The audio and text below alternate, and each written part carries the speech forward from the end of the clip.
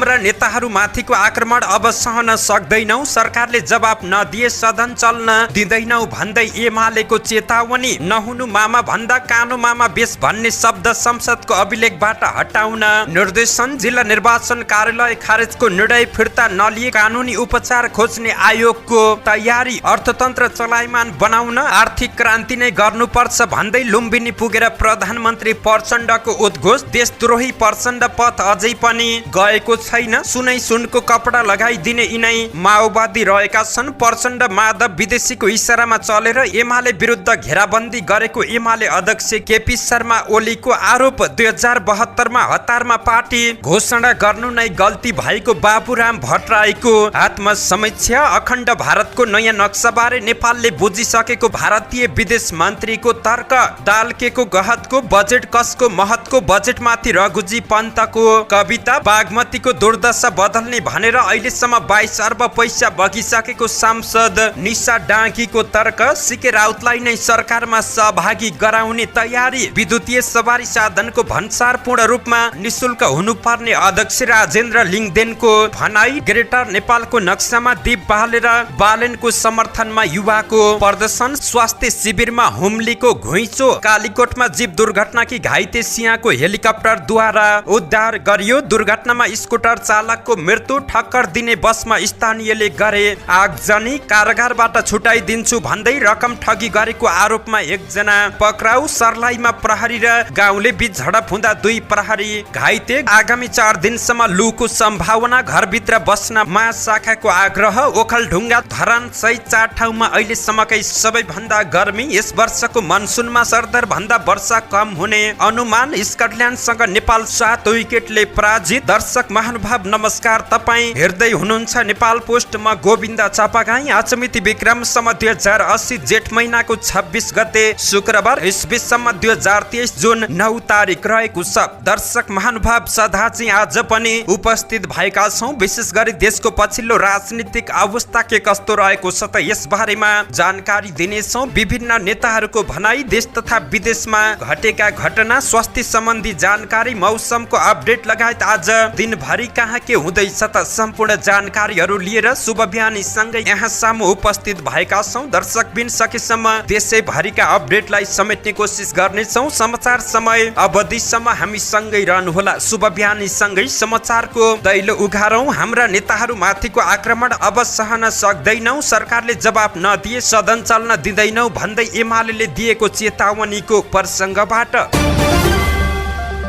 नेकपा एमाले आजबाट सदन अवरोध गर्ने चेतावनी दिएको छ। कोशी प्रदेशमा पहिचानवादीले एमाले नेता कार्यकर्तामाथि आक्रमण गरेको भन्दै एमाले सदन चल्न नदिने चेतावनी दिएको छ। एमालेका प्रमुख सचेतक पदम गिरीले प्रतिनिधि सभाको बैठकमा बोल्दै भने, नेकपा एमालेका नेता कार्यकर्तालाई लक्षित गर्दै हाम्रो शान्तिपूर्ण कार्यक्रममा ढुङ्गामुढा गर्ने र आतंकित गर्ने काम सरकारमै रहेका सत्तारूढ पार्टीका कार्यकर्ताहरूबाट भइरहेको छ। हाम्रो पार्टीको अध्यक्षमाथि पनि घटना भएको थियो। हामीले सदनमा जानकारी गराएका थियौं। आज पनि कोशी प्रदेशको हाम्रो संसदीय दलको उपनेता राम राणामाथि घेराबन्दी गरेर मोबिल छर्केर आगो लगाउने प्रयास गरियो। इलाममा कोशी प्रदेशका सभामुख सिर्जना दनवारमाथि पनि ढुङ्गामुढा भएको छ। सत्ता पक्षकै व्यक्तिहरूको संलग्नतामा आतंक सिर्जना गर्ने काम भइरहेको उनको आरोप रहेको छ। एमाले नेताहरूमाथि भएको घटना निन्दनीय रहेको जिकिर गर्दै अब सहन नसक्ने उनको चेतावनी रहेको छ।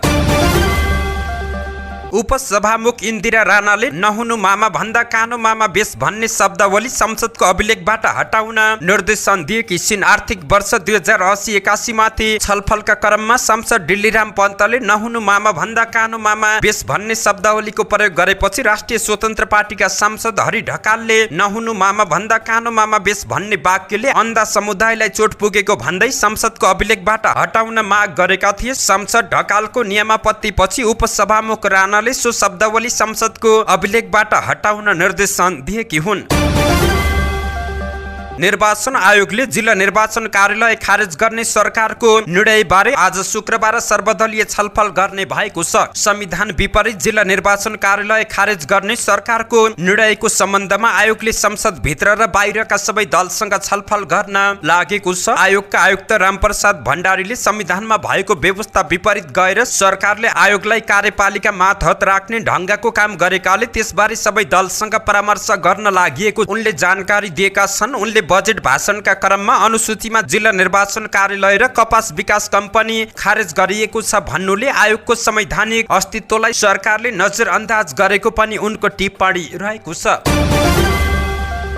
प्रधानमन्त्री पुष्पकमल दाहाल प्रचण्डले एकपटक आर्थिक क्रान्ति गर्नुपर्ने अवस्था आएको बताएका छन्। बिहीबार लुम्बिनी केबल कारको उद्घाटन गर्दै प्रधानमन्त्री प्रचण्डले कोरोना महामारीको मारबाट भर्खरै उम्किएको अवस्थामा देशको अर्थतन्त्रलाई चलायमान बनाउन आर्थिक क्रान्ति नै गर्नुपर्ने बताएका छन्। देशको अर्थतन्त्र अप्ठ्यारोमा रहेका बेला निजी क्षेत्रका तर्फबाट पर्यटकीय पूर्वाधारहरू निर्माण भएबाट मुलुकमा आर्थिक क्रियाकलाप थप चलायमान भएको र यसले सकारात्मक सन्देश दिएको पनि प्रचण्डको तर्क रहेको छ। रूपन्देही र पाल्पा जिल्लालाई जोड्ने गरी निर्माण भएको केबल कारको पर्यटकीय पूर्वाधारले स्थानीय स्तरमा मात्र नभई राष्ट्रिय अर्थतन्त्रमा नै ठूलो योगदान पुग्ने उनको तर्क रहेको छ। नेपालमा आउने विदेशी पर्यटकका लागि यस्ता पर्यटकीय संरचनाले सहयोग पुग्ने र यसबाट उनीहरूको नेपाल बसाई पनि लम्ब्याउन सकिने प्रधानमन्त्री प्रचण्डको तर्क रहेको छ। नेकपा एमालेका अध्यक्ष केपी शर्मा ओलीले सरकारले नै पहिचानवाद पक्षहरूको पक्ष पोषण गरेको आरोप लगाएका छन्। पार्टी कार्यालयमा हिजो बिहीबार आयोजित कार्यक्रममा सम्बोधन गर्दै उनले कोशी प्रदेशमा सरकारकै संरक्षणमा पहिचानवादीहरूले एमालेमाथि हमला गरिरहेको बताएका छन्। पहिचान पक्षधरहरूबाट पटक पटक एमाले कार्यकर्तामाथि आक्रमण भइरहेको प्रतिनिन्दा गर्दै उनले त्यसको सुरक्षा अब एमाले आफैले गर्नुपर्ने बताएका छन्। एमालेले तयारीका साथ दनक दिनुपर्ने भयो। एमाले चुप लागेर अब बस्न सक्दैन। सरकारले पहिचानवादी भनिएका गुण्डाहरूलाई न नियन्त्रण गरेको छ न त गिरफ्तार गरेको छ, प्रोत्साहित मात्र गरेको छ, प्रोटेक्सन गरेको छ। प्रचण्ड सरकारले त्यसको जवाब दिनुपर्ने बेला आइसक्यो। यी सबै हमला प्रधानमन्त्री पुष्पकमल दाहाल प्रचण्ड नेतृत्वकै सरकारबाट भएको पनि उनको आरोप रहेको छ। नेकपा एमालेका अध्यक्ष केपी शर्मा ओलीले आफूहरूमाथि अहिले पनि घेराबन्दी भइरहेको बताएका छन्। हालै मनोनित एमाले केन्द्रीय सदस्यहरूलाई शपथ ग्रहण कार्यक्रममा बोल्दै उनले 2/3 नजिक पुर्याइएको पार्टीलाई पुष्पकमल दाहाल प्रचण्ड र माधव नेपाल सहितका नेताहरूले ध्वस्त बनाएको आरोप पनि लगाएका छन्। उनले आफ्नो पालामा विकास निर्माणले गति लिएपछि विदेशीको इशारामा चलेको पनि जिकिर गरेका छन्। नेपाल समाजवादी पार्टीका अध्यक्ष बाबुराम भट्टराईले आफूले 2072 सालमा हतारमा पार्टी घोषणा गरेर गल्ती गरेको स्वीकार गरेका छन्। बुधबारदेखि बसेको केन्द्रीय समिति बैठकमा अध्यक्ष भट्टराईले नयाँ संविधान जारी भइसकेपछि 5 साललाई मूल वैचारिक राजनीतिक आधार बनाएर नयाँ शक्ति निर्माणको देशव्यापी अभियान प्रारम्भ भएको र पार्टी घोषणा भएको स्मरण गर्दै त्यसबेला हतारमा पार्टी घोषणा गर्नु गल्ती भएको स्वीकार गरेका छन्। अध्यक्ष भट्टराईले आफ्नो नेतृत्वको पार्टी पहिचान र अस्तित्व संकटको गम्भीर मोडमा पुगेको समेत उल्लेख गरेका छन्। यसैगरी नेपाल समाजवादी पार्टीका अध्यक्ष डाक्टर बाबुराम भट्टराईले देशमा भ्रष्टाचार नगर्ने मानिस पाउन मुस्किल भएको पनि बताएका छन्। भारतले अखण्ड भारतको नक्साबारे नेपालले बुझिसकेको दाबी गरेको छ। बिहीबार भारतीय विदेश मन्त्री एस जयशंकरले नयाँ संसद भवनमा राखिएको नयाँ नक्साबारे नेपाल सहित बंगलादेशले पनि बुझिसकेको बताएका छन्। उनले अखण्ड भारतको नक्सा राजनीतिक विषय नभएको पनि दाबी गरेका छन्। भारतको नयाँ संसदमा राखिएको नयाँ नक्सा राजनीतिक विषय होइन। छिमेकी देश नेपाल र बंगलादेशले यो कुरा बुझिसकेका छन्। पत्रकारले उनलाई नेपाल, बंगलादेश र पाकिस्तानले नक्साबारे जनाएको असन्तुष्टि लिएर प्रश्न गरेका थिए। प्रश्न सोध्ने क्रममा पत्रकारले नेपालका प्रधानमन्त्री पुष्पकमल दाहाल प्रचण्डले संसदमा भारतले आफूलाई सांस्कृतिक नक्सा भएको बताएको प्रसङ्गमा उल्लेख गरेकी थिइन्। जवाफमा विदेश मन्त्री जयशंकरले पाकिस्तानको विषय अलग रहेको तर अरू छिमेकीले बुझिसकेको बताएका छन्। यद्यपि उनले नेपाल र बंगलादेशको नाम उल्लेख नगरेको बताइएको छ। नेकपा एमालेका सांसद रघुजी पन्तले संसदमा बजेटमाथि दालकेको गहतको बजेट कसको महत्को भन्दै कविता वाचन गरेका छन्। प्रतिनिधि सभा बैठकमा आर्थिक वर्षको बजेटमाथि छलफलमा भाग लिँदै सांसद पन्तले कविता मार्फत बजेट दिशाहीन र लक्ष्यहीन भएको टिप्पणी गरेका छन्। सांसद पन्तले आर्थिक सूचाङ्कहरू सबै नकारात्मक रहेको बताए। पुँजी निर्माणमा पैसा भन्दा पनि कमिटमेन्ट महत्त्वपूर्ण हुने बताउँदै बजेटले जनतालाई छुन नसकेको उनको भनाइ रहेको छ। राष्ट्रिय स्वतन्त्र पार्टी रासोपाकी सांसद निशा डाँगीले पशुपति क्षेत्र लगायत बागमती नदीको दुर्दशा बदल्ने भनेर हालसम्म झण्डै 22 अर्ब पैसा बागमतीमा बगिसकेको बताएकी छिन्। हिजो बिहिबार प्रतिनिधि सभाको बैठकको शून्य समयमा बोल्दै उनले एकातिर नदी सफाईमा वर्षेनी 2 अर्ब भन्दा बढी खर्च भइरहेको तर खोला नाला जस्ताको तस्तै भएको बताएकी छिन्। उनले खानेपानी ऐनले मलमूत्र खोलामा मिसाए 3 महिनादेखि 1 वर्षसम्म कैद र 5 लाखसम्मको जरिमानाको व्यवस्था गरे पनि त्यो दण्ड जरिमानाको भागीदार को हो भन्दै सभामुख मार्फत सम्बन्धित निकायको ध्यान आकर्षण गराएकी छिन्। जनमत पार्टी फेरि सरकारमा जाने भएको छ। जनमत पार्टीका अध्यक्ष सीके राउतले सरकारमा सहभागी हुन तयार रहेको प्रधानमन्त्री पुष्पकमल दाहाललाई जानकारी गराएका थिए। त्यसपछि दाहालले अध्यक्ष राउत स्वयंलाई सरकारमा सहभागी हुन आग्रह गरेका छन्। राउतले भने पार्टीमा छलफल गरि नसकेको र पोर्टफोलियोको विषय पनि आफ्ना लागि महत्त्वपूर्ण हुने भन्दै वचन भने दिइसकेका छैनन्, तर सरकारमा सहभागी हुने विषयमा भने जनमत तयार भएर बसेको बुझिएको छ।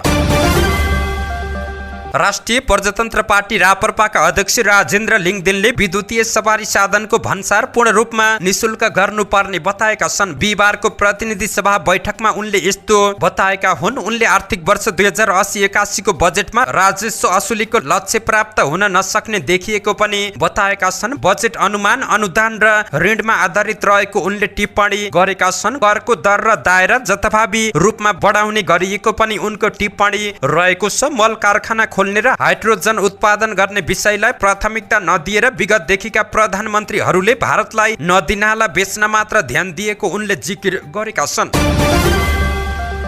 स्वतन्त्र युवाहरूले माइती घरमा ग्रेटर नेपालको नक्सा बनाएर दीप प्रज्वलन गरेका छन्। उनीहरूले काठमाडौँ महानगरपालिकाका मेयर बालेन्द्र शाह बालेनको समर्थनमा दीप बाल्नुका साथै प्रदर्शन पनि गरेका छन्। उनीहरूले सरकारसँग ग्रेटर नेपालको नक्सा संसद भवनमा राख्नुपर्ने माग गरेका छन्। काठमाडौँ महानगरपालिकाका प्रमुख बालेन्द्र शाहले आफ्नो कार्यकक्षमा ग्रेटर नेपालको नक्सा राखेको फोटो हिजो बाहिरिएको थियो।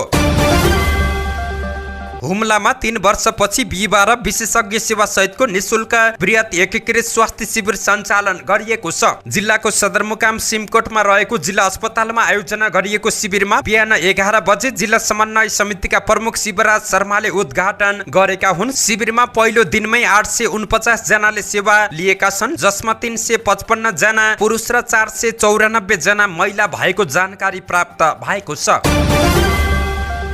कालीकोट राजकोटमा भएको जीप दुर्घटनामा परेर घाइते भएकी रीता सिंह साईको करिब 3 घण्टापछि हेलिकप्टर मार्फत उद्धार गरिएको छ। दुर्घटनामा गम्भीर घाइते भएकी रीता सिंह साईलाई राजकोट सामुदायिक अस्पतालमा उपचार सम्भव नभएपछि प्रदेश अस्पताल कालागाउँ सुर्खेत पठाइएको राजकोट नगरपालिकाका प्रमुख धर्मराज साई पोषणले जानकारी दिएका छन्। हिजो बिहान 7 बजे भएको दुर्घटनामा 2 जनाको मृत्यु भएको थियो। राजकोट नगरपालिका 1 सेरामा G14610 नम्बरको डबल क्याब गाडी दुर्घटना हुँदा राजकोट नगरपालिका 1 निवासी मनबहादुर साई र उनकी श्रीमती मनकुमारी साईको मृत्यु भएको थियो। मृतक मनबहादुर राजकोट नगरपालिका 1 का नेपाली कांग्रेस वडा कार्य समितिका सभापति समेत रहेका थिए। जीप चालक विनोद दर्लामीको लापरवाहीका कारण जीप दुर्घटना भएको प्रहरीको प्रारम्भिक अनुसन्धानमा खुलेको छ। डीएसपी जयश्वर रिमालका अनुसार जीप चालककै लापरवाहीका कारण दुर्घटना भएको हो। चालक दर्लामीलाई प्रहरीले नियन्त्रणमा लिएको छ। दुर्घटनाको विषयमा प्रहरीले थप अनुसन्धान गरिरहेको छ।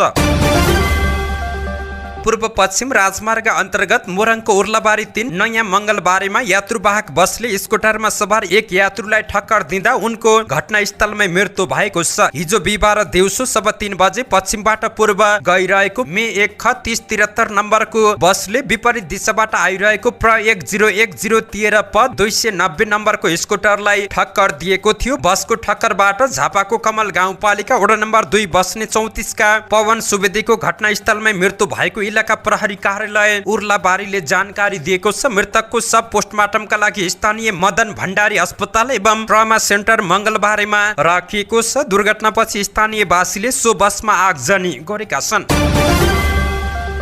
कारागारमा रहेको थुनुवालाई छुटाइदिन्छु भनी रकम ठगी गरेको आरोपमा प्रहरीले एकजनालाई पक्राउ गरेको छ। पक्राउ पर्नेमा सिन्धुपाल्चोक चौतारा नगरपालिका 1 का 42 वर्षीय सञ्च तमाङ रहेका छन्। काठमाडौँ उपत्यका अपराध अनुसन्धान कार्यालयको विशेष टोलीले बानेश्वरबाट उनलाई पक्राउ गरेको हो। पक्राउ परेका उनलाई थप अनुसन्धान तथा कारबाहीको लागि जिल्ला प्रहरी परिसर काठमाडौँ पठाइएको प्रहरीले जानकारी दिएको छ। उनले वैदेशिक रोजगार ठगी मुद्दामा थुनामा रहेका थुनुवालाई छुटाइदिने भन्दै 4 लाख रुपियाँ लिएर सम्पर्कविहीन भएको प्रहरीको भनाइ रहेको छ। भारतबाट तस्करी गरेर ल्याएको रासायनिक मल नियन्त्रणमा लिन खोज्दा सर्लाहीमा गाउँले र प्रहरी बीच झडप भएको छ। बिहीबार दिउँसो 3 बजेतिर सर्लाहीको धनकौल गाउँपालिका 6 बैरिया टोलमा गाउँले र प्रहरी बीच झडप भएको छ। झडपमा 2 जना प्रहरी घाइते भएका छन्। स्थिति नियन्त्रणमा लिन प्रहरीले 5 सेल अश्रु ग्यास पनि प्रहार गरेको छ। सर्लाहीका प्रहरी प्रवक्ता डीएसपी दिपेन्द्र पञ्जियारका अनुसार स्थानीय राजु साहनीको घरमा भारतबाट ठूलो मात्रामा रासायनिक मल ल्याएर राखेको सूचनाको आधारमा प्रहरी टोली त्यहाँ पुगेको थियो। मल नियन्त्रणमा लिने प्रयास गरेपछि स्थानीयले ढुङ्गामुढा सहित आक्रमण गरेपछि प्रहरीले अश्रु ग्यास प्रहार गरेको थियो।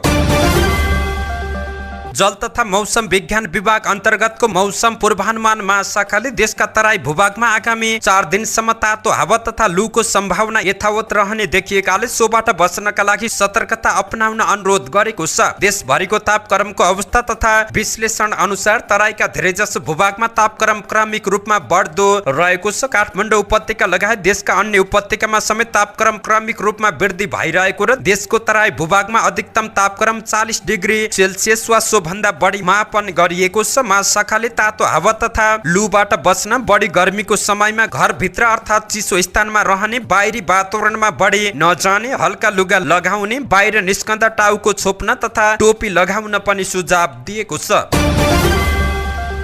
यस वर्षको मनसुनमा सरदर वर्षा कम हुने भएको छ। यस मनसुनमा जेठ 18 देखि असोज 13 मा मुलुकभरि नै कम वर्षा हुने जल तथा मौसम विज्ञान विभागले जानकारी दिएको छ। यस सिजनमा कम वर्षा हुने सम्भावना 35 देखि 55% रहेको छ। विभागले बिहीबार विज्ञप्ति जारी गर्दै सरदर वर्षा कम हुने र अधिकतम तापक्रम पनि देशैभरि सरदर भन्दा बढी हुने सम्भावना रहेको जनाएको छ। यसै विषयमा महिना दिन अगाडि विभागले पहिलो विज्ञप्ति निकालेको थियो। उक्त विज्ञप्तिमा पनि सरदर वर्षा कम हुने र तापक्रम देशैभरि बढी हुने जानकारी दिएको थियो। दोस्रो विज्ञप्तिले कम पानी पर्ने र तापक्रम बढी हुने विषयलाई अझै बलियो सम्भावना देखाएको विज्ञहरूको तर्क रहेको छ।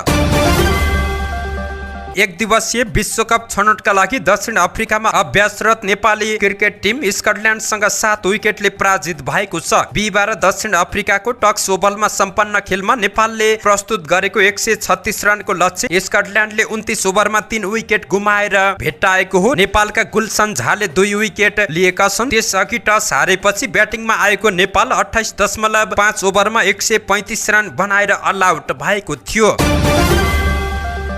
धन्यवाद। यस्तै ताजा समाचारको लागि नेपाल पोस्ट हेर्दै गर्नुहोला।